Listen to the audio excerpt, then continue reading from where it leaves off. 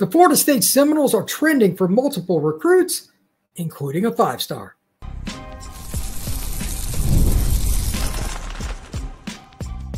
You are Locked On Seminoles, your daily podcast on the Florida State Seminoles. Part of the Locked On Podcast Network, your team every day. Welcome back to Locked On Seminoles. I am your host, Brian Smith, longtime college football writer and recruiting analyst. Thank you for making Locked On Seminoles your first listen each and every day. Today's show is brought to you by Game Time. Download the Game Time app, create an account, and use code LOCKEDONCollege for $20 off your first purchase. We're going to be talking about 5-star Chauncey Kennon, other predictions for Florida State, who I think they're going to get, trending for recruits, guys visiting, guys they may not get. It is all-encompassing recruiting throughout the entirety of this Locked On Seminoles show. So let's start off with Chauncey Kennon. That's the young man that has gained a prediction to go to Florida State from 24/7. I do believe that multiple people think he's going there. I also spoke to somebody on the rival side. I've spoken to people at other places. But the people I trust most have said Florida State. So I'm going with it too. I don't know him personally. I've never scouted him. He doesn't really go to events, but he is really talented. Based on his film, 6'1 plus, plays corner, could play safety or nickel. And Georgia was the other team that it sounded like, again, this is all secondhand, but sounded like was the most likely. Talking to multiple people there as well. But they're going after Brody Jennings, a kid that Florida State is really going after as well. He's out of Jacksonville. If they can get one of the two, Florida State would be doing good. But I believe Georgia would rather have Jennings. Everybody's got their own reasons for whatever it may be at corner, safety, etc. But Florida State would gladly take Chauncey Kennon, and I'm sure that they would like to get both if they could. So timeline. This is where it gets interesting. I don't know when Chauncey Kennon plans to announce, because even if he said publicly his commitment date is X, I have learned the hard way that believing exactly what a 17-year-old says is not necessarily a great idea, because the impulse to make a commitment can happen at any time. I believe it'll be in a couple of weeks to 2.5, 3 weeks, that late June, like June 28th to July 4th area. But whatever the case may be, it would be really great for Florida State to get him much earlier. And here's why. 5-star sell, man. Great players want to play with great players, period. The sooner Chauncey Kennon commits to Florida State, and again, assuming I'm right with all my contacts, assuming 24/7's right, etc. If that is the case, it would behoove Florida State and Kennon for him to pledge sooner rather than later. Not just like, oh, I'm gonna come, blah, blah, blah, kind of talk. Public announcement. There is a very big difference. Recruits tell other recruits all the time they're going to schools. Recruits tell me where they're going a lot. I had a kid the other day tell me he's going to Texas. He ended up going to Florida. It happens. Public announcement. Florida State would be in a much better spot. It's been a while since they had an elite kid like this pop, so it would also gain national interest too, and it's just good for the program. But it would help Florida State with other DBs in Florida, Georgia, etc., and then just players overall. Great players want to play with great players. Let's talk a little bit about Brody Jennings. This is a kid, he's either at Florida State this weekend, next weekend, whatever the case may be, but this is another guy that I didn't think they had much shot at. His dad played for the Noles, Brody Jennings. Sadly, he passed away about a month ago. He was on the 99 title team. You would think Florida State would be right there. Miami and all these other schools would come after him. Georgia, Michigan, where he's committed. But he's a tremendous football player. He did really well at the Under Armour camp that I went to this year. I thought he was awesome. So I get it why Georgia and a bunch of other schools want him. But if they could somehow get Kennon to go with Jennings, again, he's a legacy for Florida State. That'd be as good a 1-2 punch at DB as any school in the country gets this year. Literally. So let's see what happens, but the Jennings visit is big. And I still go back to what I said about Kennon too. I'm sure Florida State has made this clear as well. If he commits publicly, it matters. I don't know if the kid will. Again, I don't know Chauncey Kennon. Never met the young man. But that being the case, I know how this game is played, and it's been played the same way since I've been in recruiting for over 20 years. Kids want to play with great players. Making that public announcement and you're shutting it down on going to Florida State or pick the school makes an impact on other kids that school is recruiting, and in this case, the Florida State Seminoles. Next up, Xavier Tiller. This one has been wild to me. Bama, Auburn, Florida State, kind of the final group. He was originally committed to Texas A&M, but he's a Langston Hughes kid. I'm familiar with that program, and if you follow the state of Georgia at all, you probably have heard of it. Lots of great players have come out of there from the prep ranks. They won a state title a couple of years ago. Incredible amount of athletes there. They got kids at Georgia. They got kids at Auburn, all over the place. This young man is the 6'5", 220-pound flex tight end. And if I had to guess his wingspan, I'd say it's 6'10" wingspan. Like, his arms are ridiculous. I don't know what it is, but it's pretty close to that. The upside is there. The athleticism is there. Xavier Tiller just needs to add a little more weight, which is pretty common. I thought he was going to go to Auburn, but I thought that a couple of months ago from being around him on a visit to Auburn and from talking to people in the Auburn community. I thought he was going to Auburn. Alabama hung around. Florida State hung around, etc. Now he has this tremendous visit to Florida State. You can check it out on Noles 24/7 or War Chant, whatever. All of them have something on him. And by the way, the recruiting coverage, especially Noles 24/7, I think over the last few days has been really, really good. But all of a sudden, it's like, is Auburn fading, or is it Florida State's gaining, or is it both? Alabama's the fly in the ointment because it's Alabama. They might end up with the #1 class, even though they have 6 commitments right now. They are trending for about 10, 12 kids. They are about to go on a recruiting heater like none other, but that's a side note. Will Tiller be a part of that? Wouldn't shock me, because like I just said, great players want to play with the other great players. He could kind of get swallowed up in the minutia of all the stuff that's going on with Alabama, but I still think this is Auburn or Florida State, and the Noles need tight ends in this class. That's not a newsflash.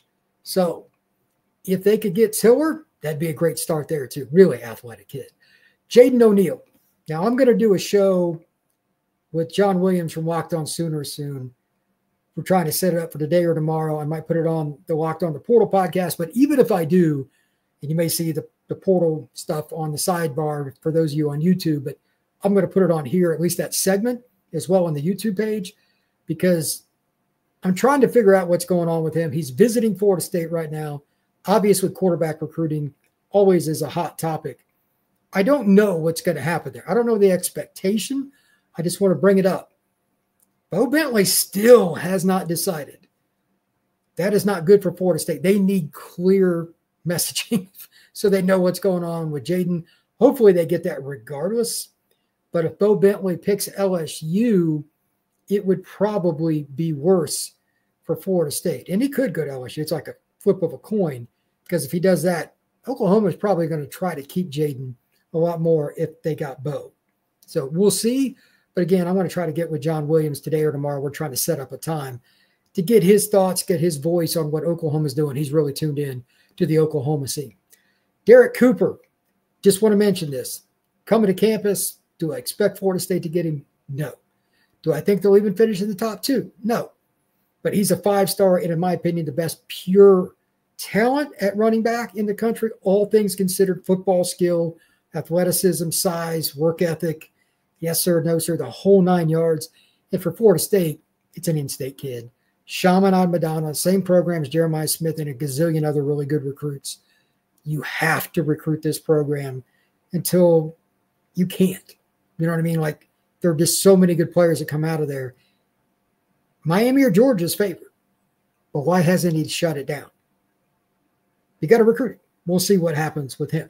When we come back, we're going to talk about another possible 5-star, Calvin Russell, and several more prospects here on Locked On Seminoles. There's nothing like the NBA Finals, the intensity, buzzer beaters, the fans losing their minds. It's the kind of atmosphere you got to experience live, and this year's matchup between the Pacers and the Oklahoma City Thunder is delivering. It's 2-2 after 4 games. And if you want in, you got a chance to go with Game Time, fast and easy, right from your phone to get it done. And as tip-off draws near, there's no surprise fees or anything else, and the prices actually go down.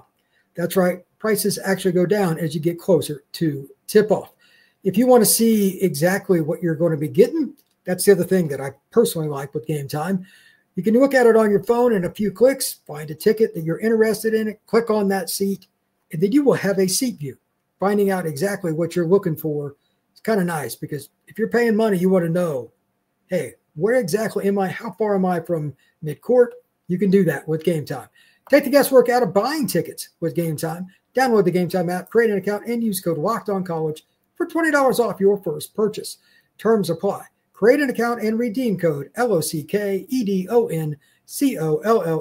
for $20 off. Download the Game Time app today. Last minute tickets, lowest price, guaranteed. Thank you once again for making Locked On Seminoles your first listen each and every day. Please like and subscribe. We truly appreciate it.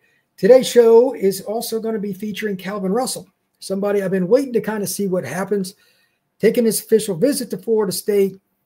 We'll see. But this is that guy that I've just got in the unknown category. As anybody that's watched this show for more than one episode will probably tell you, I'm extremely opinionated. And I have no freaking idea where Calvin's going to end up signing. Been around him once. It was a great interview. But he also admitted that he wanted to take all his visits and decide on National Signing Day. But you're not in the race if you don't get an OV. Calvin's on campus, and if it all goes well, Florida State could maybe have their future big boundary receiver or flanker, probably could play both, and he's an elite playmaker in those 50-50 situations. I've seen that literally from 5 feet in front of me. He is tremendous at the catch point against talented DBs, and not many guys can really hang with him because he's also an elite basketball player. Miami even offered him a scholarship to play hoops. That puts it in perspective. And his mother played basketball at the University of Miami as well. So genetics certainly on the side of the 6'5", 185-pound wide receiver out of Miami Northwestern. Some have him as a 5-star, some have him lower. But regardless, Calvin is an elite talent. He's an elite athlete. And he's just somebody that doesn't come along often in terms of his lateral ability at 6'5". Most guys that size are linear. They run down the field, make one cut, and that's it. He can move laterally, make guys miss on a screen, make guys miss after he catches the football. That's where it gets unique. That's why Calvin Russell is ranked so high. Miami, Syracuse, Michigan, numerous I'm trying to figure out where Calvin's going. It's so hard. Florida, Oregon, LSU. It's still pretty open, but Florida State gets his visit now. I'm curious in 2 or 3 days, does he take interviews? What does he say? Can we glean anything from it? Florida State is really in a bad spot at wide receiver if they don't hit this year. They're off to a good start, but they need a bigger, this literally a taller receiver in this class. Calvin Russell would fit the bill 100%. Speaking of wide receiver, Madden Williams, another guy I really don't know where he's going to go. I've talked about him recently on the show. St. John Bosco. He's 6'1", about 200 pounds. Washington, Arizona State, Texas A&M, USC. I don't know where he's going to go, but he's committed to A&M. He's already visited ASU in Washington. A&M's coming up. USC. He's already taken A&M. USC's coming up. I don't know what to think with Florida State. LA kids, it's kind of hard to project. But again, they got playing time to sell. It's not out of the question. James Johnson, this one is rather unique. If there's a defensive player that is visiting right now for Florida State this early week, they've got a handful of visits. James is one of them. This would be the guy I'd pick. As I say all the time on this podcast, as well as Locked On the Portal, there is absolutely unequivocally no way you can have enough defensive tackles. And I'm sure Terrence Knighton would agree with me, even though I've never met the man. You need defensive tackles to compete at the elite level. Johnson's got the skill. He's 6'2", 280. He's athletic. He just transferred to Miami Northwestern. He was at North Fort Myers. Texas really wants him. Georgia really wants him. Like, he's top of the board kind of guy for them. That puts it in perspective. I don't know the exact order, but he's a take right now for Texas or Georgia. Do you really need a lot more? Miami really wants him. Florida wants him. All these schools. Let's see what happens with the Florida State visit. I haven't heard much buzz with any particular school. He doesn't do a lot of media. He doesn't go to camps. Just one of those deals. There has to be a way to get some information on him. I'm trying to figure it out. But right now, that's open, as far as I'm concerned. So why not Florida State? You got him on campus right now. You've got a lot of juniors and seniors that were on this depth chart, say the top 2, or any spot along the D-line. You can sell playing time. Florida State has a chance to maybe make some ground up if they needed to. I really don't know who's leading for him. But again, I haven't heard the buzz like this school is leading. I've heard other people just make guesses. But true intel, I really don't know where James Johnson's going. James Carrington, this is another kid that Florida State's gotten a prediction for. Zach over at 24/7, Knowles 24/7 to be specific. He's at a Crean Lutheran that's just outside of Los Angeles. 6'2", 240. Nebraska and Arkansas are a couple of schools. Another defensive lineman. Florida State's looking for edge players. He could fit that. I don't know which spot he would likely end up playing. Florida State, I need to see if they're going to run more 3-man or more 4-man. But he's a bit of a tweener, 6'2", 240. Does he grow into an interior guy? Does he play power in? If he's 240 now, I imagine he's going to be 270, 275 when he fills out. But James Carrington's a really talented kid. His film's good. So let's see what happens with that. I don't have any intel. I'm just going by what Zach said. So that's interesting. Also, Tico Crittenton, massive, 6'4", 300 pounds out of Lithonia, Georgia. I believe that's Greater Atlanta. I haven't seen him live, but if you're 6'4", 300 and you've got an offer from Florida State, chances are you're probably a pretty talented player. I need to really get into the research on him and watch film. That one kind of caught me off guard. That happened recently on the prediction, but they just had him on campus. Let's see if the visit wears off at all. Sometimes that happens. But if the prediction came in, I believe this was Zach again, that's a sign that Florida State's probably doing really well. We'd heard Terrence Knighton was a good recruiter. They're selling defensive line because, again, they got a bunch of juniors and seniors in the 2 deep. They should be able to sell D-line on the edge and D-tackle, to be honest. Big member, Big Darrell's in his final year at Florida State as well. C.J. Brono, cornerback out of Windermere. Sounds like he had a good visit to Florida State, but he said Nebraska's still on top. To me, that means Florida State's probably out. That sucks, but if that's the case, that's the case. He's literally an electronic sub 4.4 guy already. He's low 10 threes in the 100-meter. Great kid. I hope he has fun wherever he goes. Sounds like it's going to be Nebraska, but we'll see. Tadarius Hughes had a really good visit. That's the good news. Bad news is he's still going to take the Syracuse visit. So to me, it's a fail. The goal is to get him to shut it down. He's been committed to Florida State for a long time. That Syracuse visit, I'm telling you, that's really, really important for the Noles. They cannot lose any more kids to Syracuse. Cannot happen. We'll see if it does, but he's going to visit there next. Miami and Nebraska are also in connection with him, so we'll see what happens there. When we come back, I want to talk about an offensive lineman, some O-line recruiting stuff in general, competing with Miami, competing with Florida, competing with Georgia. That's next here on Locked On Seminoles.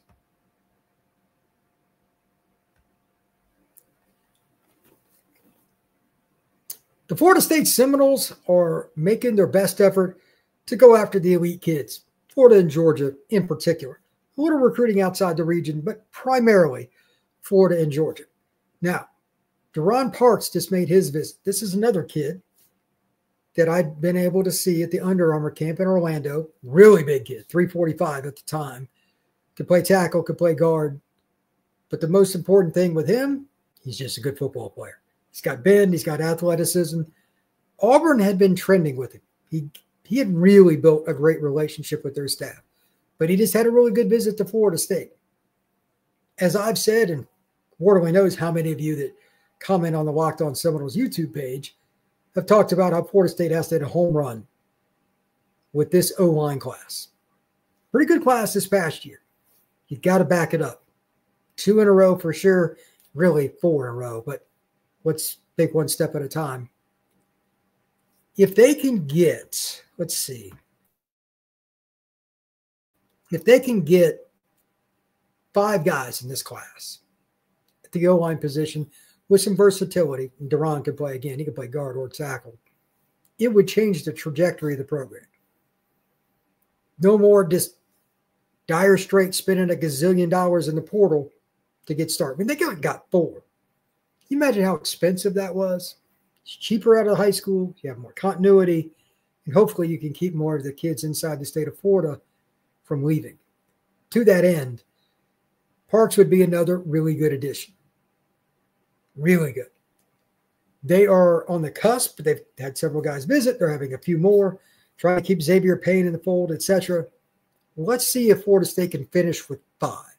Just going to throw that target number out. I know December 3rd is a long way from now. But if they can get to 5 good linemen, it's going to change Florida State's program. This is one of the key guys, though, and they made up ground with this visit. That's also important because of the following. Florida and Miami, 2 obvious arch rivals, are doing a very good job with D-line and O-line recruiting. The Gators just got 2 more offensive linemen committed today. If you're going to beat your arch rivals, you're going to have to get better in the trenches with high school recruiting. Florida State's trending. Now you've got to finish the job. Period. You have to finish. Florida State has had too many times where they were close in the last couple of years and came up short, especially, again, offensive line being the obvious, but to a certain degree, defensive line. And it's not like they recruited D-line poorly, but it could have been better. It certainly wasn't on the Jimbo Fisher or Bobby Bowden level. That's for sure. So can they get a few more of the elite kids is my first question in the trenches. And just going to throw it out there, I would rather you beat Miami and UF a little bit more for some of those top guys. James Johnson comes to mind. That would be a really nice one. There are some other guys on this list, like overall, like Calvin Russell. Miami covets Calvin super, super high. Tadarius Hughes, Miami's trying to get involved there a little bit. We'll see Brody Jennings. There are a lot of battles, but it starts in the trenches. And if Florida State doesn't win more of those, they're going to be in trouble. That's the one thing I worry about. They're at a spot they could go about 5 different directions. It's not a fork in the road. It's a whole bunch of different options. Starts in the trenches, but that's next. Last thing that I want to mention, Florida State still has guys on campus now. There's going to be something, and Lord only knows what it is. Somebody's going to commit from this past weekend or the weekend after that, or somebody's going to commit that's there now. Random. Look at the YouTube Shorts page coming up over the next 48 hours. If you don't have time to watch a full episode, I'm probably going to have some random news, 30-second kind of clips. Make sure you check out the YouTube Shorts on Locked On Seminoles. There's a lot of different stuff that can be happening. And I'm also going to give some of my takes on what's going on with some of the rivals with Florida State. Again, Clemson, Miami, Florida. How are you doing against your rivals? This is how the program's graded. This is how I grade it. This is how many of you do too. If you're not beating your rivals, it's not necessarily a great year. So let's see how that goes. Thank you once again for making Locked On Seminoles your first listen each and every day. Truly appreciate you stopping in to talk some Noles with me. We will see you again very soon.